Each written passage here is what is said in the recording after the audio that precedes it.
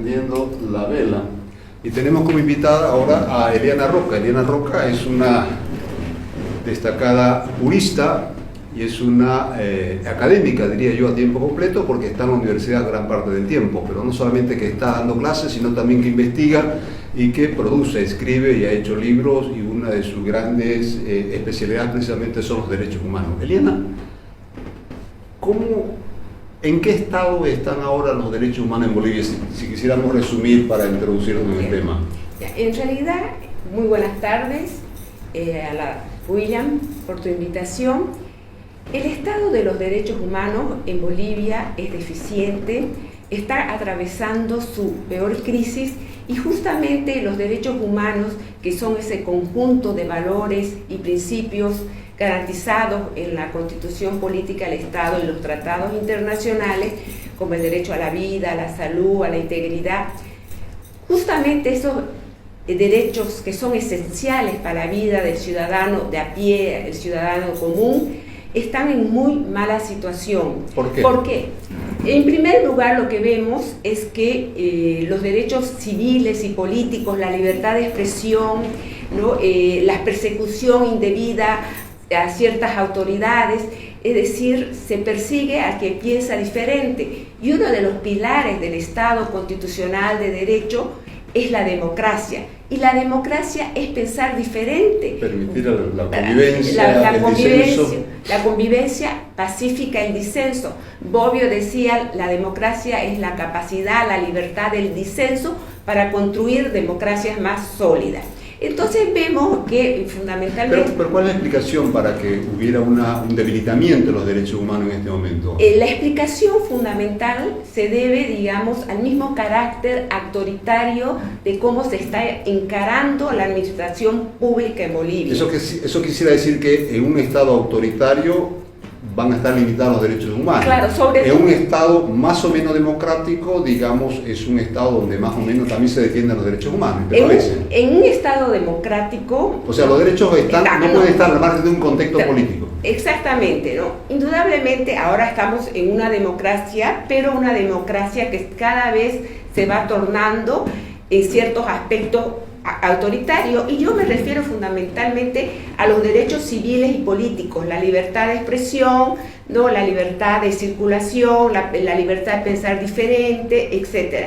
Porque tal vez los derechos económicos, sociales, estamos atravesando una crisis últimamente muy fuerte estos 2 últimos años, pero no podemos decir lo mismo hace 5 años, que relativamente a través de las políticas públicas, los famosos bonos, hubo como un mecanismo de sacar a mucha gente de la pobreza en relación a los derechos económicos y sociales, que yo creo que en este último año han caído bastante producto de la pandemia y de la situación económica.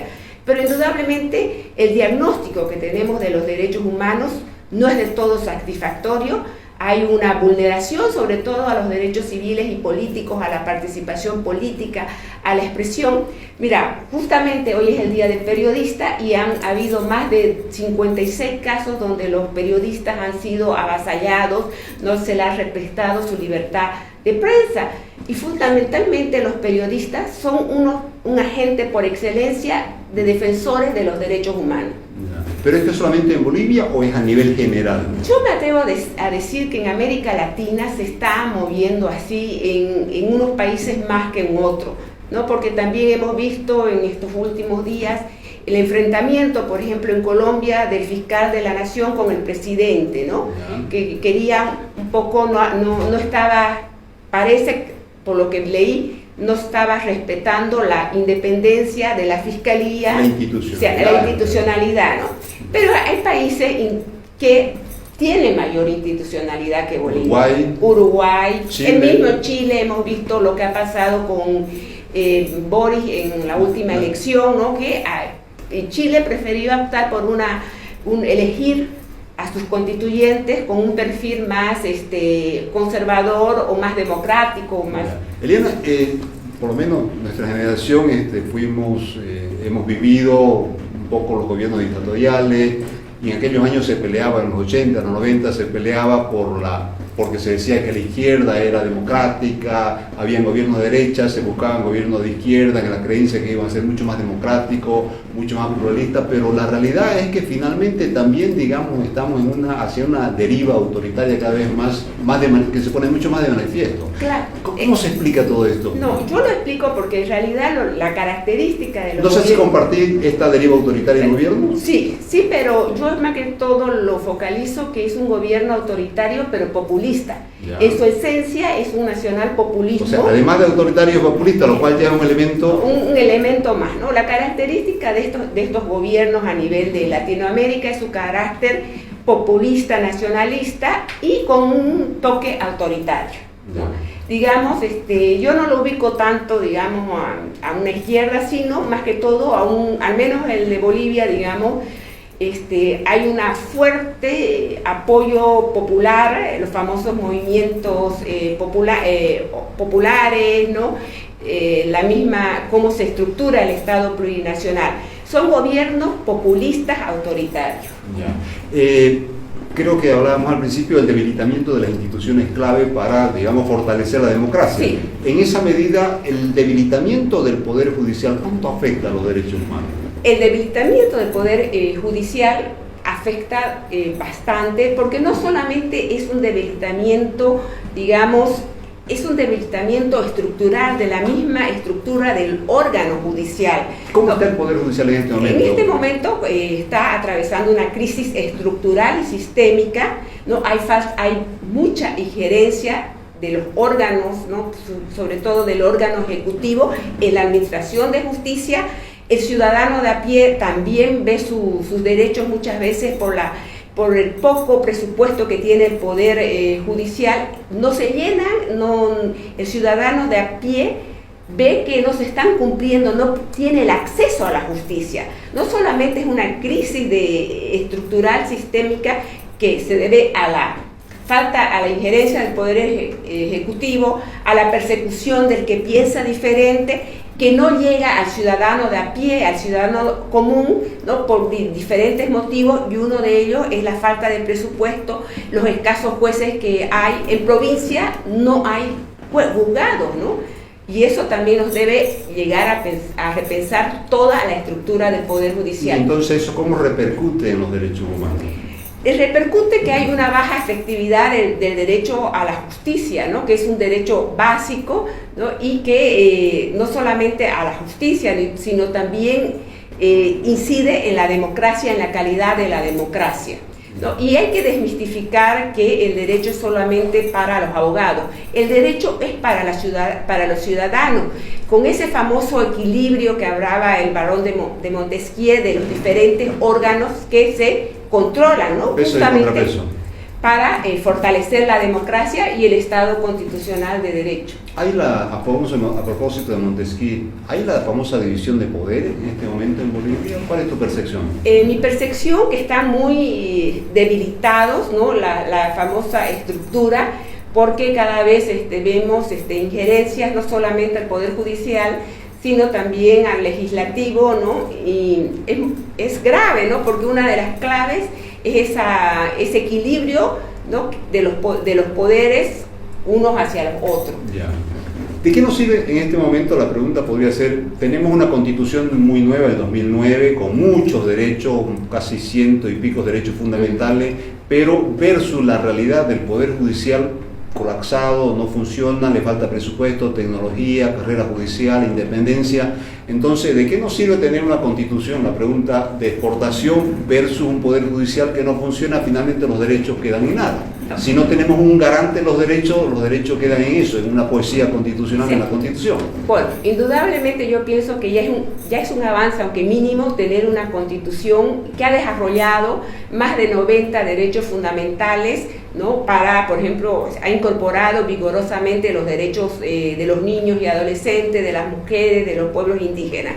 Es un avance, pero si no se efectivizan estos derechos, quedarían en letra muerta, ¿no? Pero a mí me parece que es importante tenerlo en la Constitución, y lo que nos tiene que llevar a una capacitación de la ciudadanía, ¿no? De la reivindicación de sus derechos, porque los derechos se conquistan, los derechos se ejecutan cuando el ciudadano de a pie los reivindica. O sea, los derechos no son dádivas de ningún presidente o de ninguna autoridad. Los derechos son productos, fruto de la reivindicación del ciudadano. Y es el ciudadano que debe exigir vigorosamente a través de los diferentes medios su efectivización. Ejercer sus derechos. Ejercer Si no sus los ejerce, los derechos mueren. Mueren, ¿no? Es el ejercicio, ¿no?, de ejercer los derechos. Tenemos el derecho a ejercer derechos, pero tenemos que ejercerlos. Algo que está medio de moda, Eliana, ¿en qué consiste el feminismo finalmente? No, es que hay diferentes corrientes del feminismo, ¿no?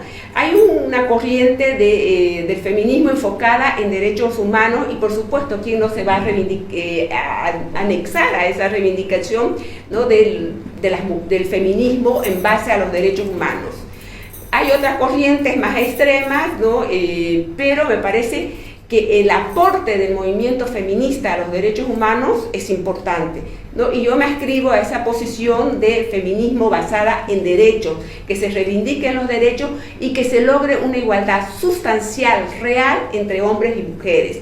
Y esa igualdad real y sustancial solamente se puede efectivizar cuando las mujeres reivindicamos nuestro derecho y el cumplimiento estricto de la Constitución Política del Estado. ¿Estás de acuerdo con el matrimonio entre personas del mismo sexo?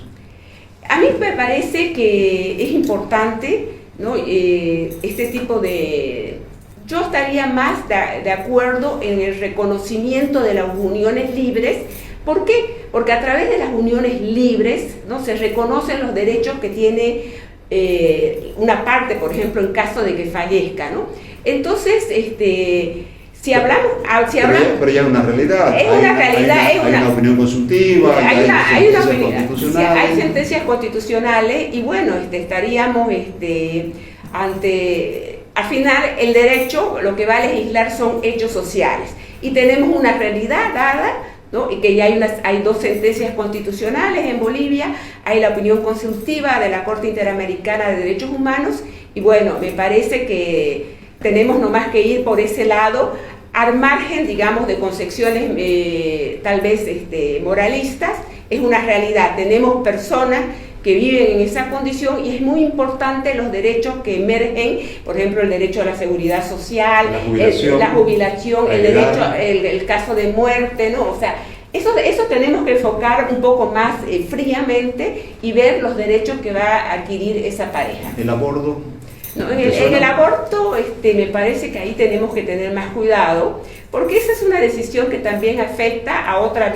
Ojo que en todo esto están de por medio los derechos humanos y la dignidad de las personas. Está de por medio, ¿no? Yo en el caso, por ejemplo, de la eutanasia, yo estoy a favor de la eutanasia, ¿no?, porque es una decisión sobre mi cuerpo. Claro. Y si yo la dejo escrita, esa decisión sobre mi cuerpo, sobre mi mismicidad, como Eliana, bueno, me la tienen que respetar. Además, la dignidad, la vida digna es eso, la vida digna, pero es mientras sea digna, porque ya cuando traspasa la frontera de la vida digna, ya dejó de ser digna, ¿no? Por lo tanto, por lo menos la persona debería tener la potestad de Por eso yo en Suiza sucede que una persona dice, firma que quiere, cuando ya él estima conveniente, se va a una casa y le dan a un hospicio, a un lugar X, y procede su eutanasia, ¿no? Es uno de los países de Europa que hace Bueno, pero aquí en Colombia es donde están más avanzados, ya tiene un protocolo. Ya tiene un protocolo también, ¿no? Y el último país en incorporarse ha sido Perú, como el caso de una psicóloga, digamos, que es una lucha muy larga. Muy larga. Yo, por ejemplo, O sea, son los nuevos desafíos que vienen, ¿no es cierto? Matrimonio entre personas del mismo sexo, el tema del aborto, y la eutanasia. La eutanasia para mí está claro, es una decisión sobre tu propio cuerpo y por lo tanto tienen que hacer caso a nuestro derecho, a mi derecho de elegir que ya no estoy viviendo de manera digna, y la dignidad es sustancial al concepto mismo de derechos humanos. Claro. Es la esencia básica de los derechos humanos, la igualdad, la dignidad y la libertad. Entonces la eutanasia es claro, el matrimonio va a llegar. Las uniones libres o el matrimonio ya también es una realidad social que nosotros tenemos que asumir y efectivizar, porque al final son derechos de las personas. Claro. Ahora, el aborto es un tema mucho más debatido, mucho más sensible, ¿no? Porque implica también la vida de otra persona, ¿no? Entonces yo todavía ahí no lo tengo muy claro, pero en los otros temas sí los tengo claro. ¿Y qué opinas del otro tema que viene al hilo de todo esto, también el tema de la legalización de las drogas? ¿Te llama la atención? Bueno, eso es un tema muy debatido, ¿no? Y la marihuana en Uruguay se ha legislado, ¿no? Y por ejemplo hay en algunos estados también, ¿no? También es un debate que debemos implantar en el seno de la sociedad. Yo creo que hay que debatirlo. Hay que debatirlo. Ignorarlo, desconocerlo es peor. Es peor. Están ahí, están llegando, vienen, son olas que están llegando y creo que lo hay que debatir como sociedad, claro. Tenemos que debatir de estos temas. En la academia, en la universidad se deberían debatir estos temas, ponerlo en conocimiento de la gente para que se vaya... Para que uno vaya tomando partido, sí, no significa que uno tenga la razón, pero lo peor, insisto, sería no debatir esto. Una última pregunta, Eliana. A propósito de la inteligencia artificial, ¿nos humaniza o nos deshumaniza? Bueno, la inteligencia artificial también es un tema de gran debate, se denomina que es la cuarta revolución industrial. Indudablemente tener una serie de conocimientos, el robot o la máquina que tenga una serie de conocimientos o algoritmos relacionados que puede producir conocimiento similar al ser humano, es un gran avance y tiene aspectos positivos porque nos puede simplificar muchas cosas. Por ejemplo, nos puede simplificar una serie de actividades en el área judicial, por ejemplo, categorizar la sentencia, los plazos, etc. Pero también puede darse el lado negativo, pueden haber algoritmos discriminatorios. Y por eso, por ejemplo, Google tuvo que disculparse porque una vez puso un algoritmo hombre negro y apareció un gorila. Entonces, eso es lo que se tiene que legislar, digamos, ver que los aspectos que pueden ser discriminatorios de la inteligencia artificial. Pero yo creo que también hay que subirse al carro, es una realidad dada, y hay que legislar los sesgos discriminatorios que puede tener este proceso de inteligencia artificial. Un gran problema, al parecer, va a suceder con la inteligencia artificial y es el hecho de que supone la robotización de las actividades humanas un cierto desplazamiento profesional, como en su momento lo fue la revolución, digamos, industrial con la mano de obra, ¿no es cierto? Indudablemente uno de los aspectos más preocupantes es el mercado de trabajo laboral. Y el derecho al trabajo es un derecho fundamental de las personas. En ese sentido, se tiene que legislar de cómo disminuir tal vez las horas de trabajo de las personas o ver las maneras, porque también se está pensando en otros países que el derecho de las personas a la recreación, a la investigación, ¿no? O sea, tomar las personas que puedan desempeñar otros trabajos o utilizar su tiempo de otra manera que sea beneficioso para la humanidad. Se están reduciendo las horas y los días de trabajo en otras partes. Exactamente. Eso también nos va a llegar a nosotros. Esperemos, ¿no? Que nos llegue, y que podamos efectivizar el derecho al trabajo y a un salario justo. Pero es que lo que se valora ahí ya no es estar sentado las 8 horas, claro, sino la eficiencia y los resultados, la productividad. La productividad. Que puede ser una persona mucho más productiva si de repente se toma un día a la semana y viene y trabaja y produce por los días que pudo no haber trabajado. Indudablemente, a mí Google, por ejemplo, dice que sus edificios de Google son totalmente diferentes a las oficinas. Abiertos, ya no hay horario. No hay horario y la persona que sale tiene gimnasio, tiene pileta, tiene piano en el mismo edificio, entonces... Pueden hacer ejercicio. Sí, están 3 horas o 4 horas produciendo y después van y se tocan piano, si les gusta, o leen, o comen, o sea, es mucho más en base a la productividad. Y darle al ser humano las condiciones adecuadas para que siga generando conocimiento. O sea que nos vienen días muy novedosos, sí. La ciencia cada vez nos sorprende y nos va a seguir sorprendiendo. Bueno, gracias, Eliana, por Gracias a vos, William. Bueno.